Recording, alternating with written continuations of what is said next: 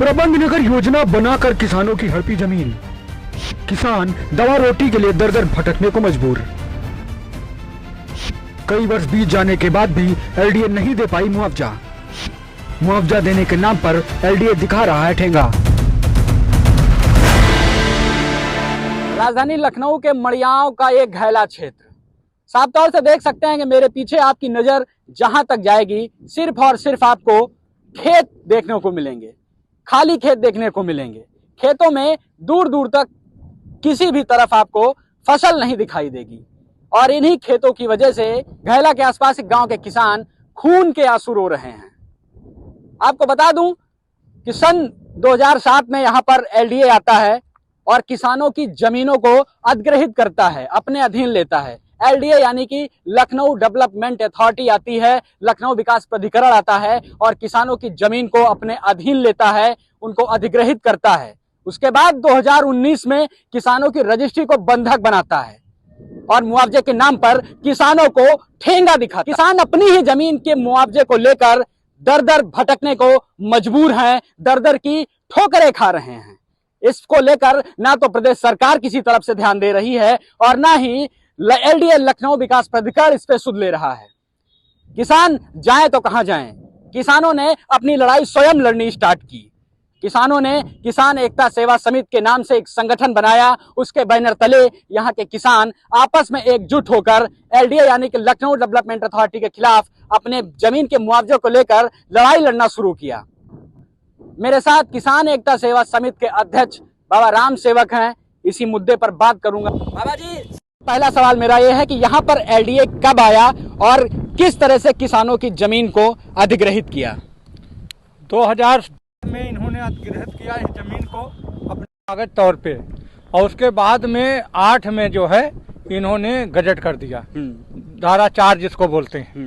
धारा 4 के तहत ये अपने कागज कार्रवाई करते रहे और अपने मन चाहित जो है यहाँ जिसमें पेड़ है उसको पेड़ भी नहीं लिखे, जहाँ पे मकान बने थे मकान नहीं लिखे।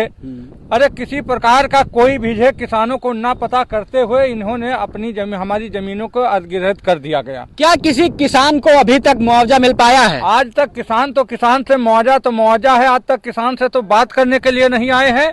और उसके बाद जो किसान आज 2007 में इन्होंने जो किया, उसके बाद 2019 में इन्होंने हमारी रजिस्ट्री को भी बंद कर दिया। और उसके बावजूद में देख लीजिए, ना हम लोग जमीन को जोत पा रहे हैं, ना खोद पा रहे हैं, ना अपनी जमीन को बेच पा रहे हैं, ना जो है कहीं लोन ले पा रहे हैं, ना अच्छे ढंग से अपनी लड़कियों की शादी कर पा रहे हैं, ना हम अपने बच्चों को जो है कहीं जो है अच्छे स्कूल में पढ़ा पा रहे हैं, ना मकान बना पा रहे हैं और ना अपने माँ बापों की जो इस समय तमाम तिनके जो है इलाज चल रहे हैं, मतलब आ रही है परेशानियाँ, कहीं भी हम लोग नहीं कर पा रहे हैं। और खेती भी अगर करते हैं तो अगर रातों दिन अगर हम लोग खेतों में लेटे पहुड़े ना तो गाय भैंसें चर जाती हैं। एक बार नहीं कई बार हम लोगों ने जाकर के जितने भी बीसी आए सबसे हम लोग बात करने के लिए गए तो वो कहते हैं कि जो है ये जमीन जो है कॉरिडोर में है या पर्यावरण में है, तमाम दिन के मुद्दे लेकर के ये बता रहे हैं। बात करें तो कितने किसान अभी तक इस एलडीए के मुआवजे को लेकर पीड़ित हैं? पूरे क्षेत्र के ग्राम सभा अल्लू नगर डिगुरिया का किसान पूरा पीड़ित है। पूरा जो है घैला का भी जितना भी किसान है वो पीड़ित है। ककौली भी हमारी अलग से आती है, वो सारे किसान भी पीड़ित हैं। और यहाँ का किसान यही चाहता है कि हम जमीन अब ये एलडीए को अपनी जमीन नहीं देंगे। कई बार हम लोगों ने धरना प्रदर्शन किया है। हम लोग रात बैठ के रात जो है धरना भी दिया है। 9-10 दिन हुए जब अभी पिछले साल। फिर उसके बाद इन लोगों ने कहा शेर बाघ है छूटा है, तुम लोग धरना दोगे खा जाएगा, उसको भी डरवाते रहे।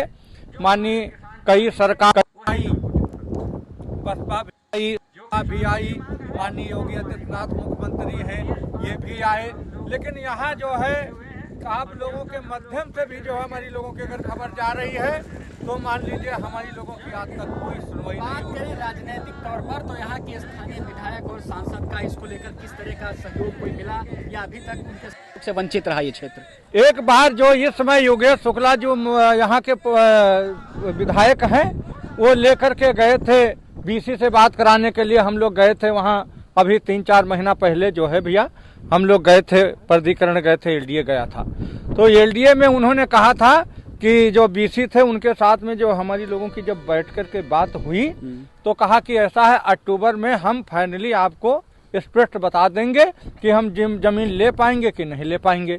उसके बाद में बताते हैं कि ये जमीन जो घैला में आती है, ये आती है उसमें ग्रीन बेल्ट में आती है। ग्रीन बेल्ट से आज तक इन्होंने एनओसी मांगा, आज तक जो है उन लोगों ने नहीं दिया। अल्लू नगर डिगुरिया की जमीन आती है, पर्यावरण में आती है। देख लीजिए चारों तरफ जो है सब जो है पेड़ लगे हुए हैं। तो इन लोगों को ना एनओसी मिल पाएगी और ना ये जमीन हमारी ले पाएंगे।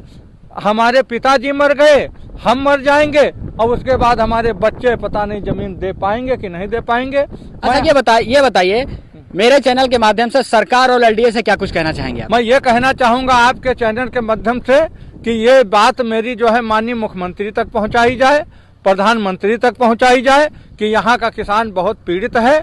यहाँ कम से कम 15-16 साल हो गया है, ये जमीन 15-16 साल में जब नहीं ले पाए हैं तो अब ये हमारी जमीन कैसे ले पाएंगे। मैं यही आप लोगों से हाथ जोड़ करके निवेदन करना चाहता हूँ कि हमारी आवाज़ आगे तक बढ़ाइए कि यहाँ का किसान जो इतना पीड़ित हो गया है, यहाँ का किसान कोई जमीन नहीं दे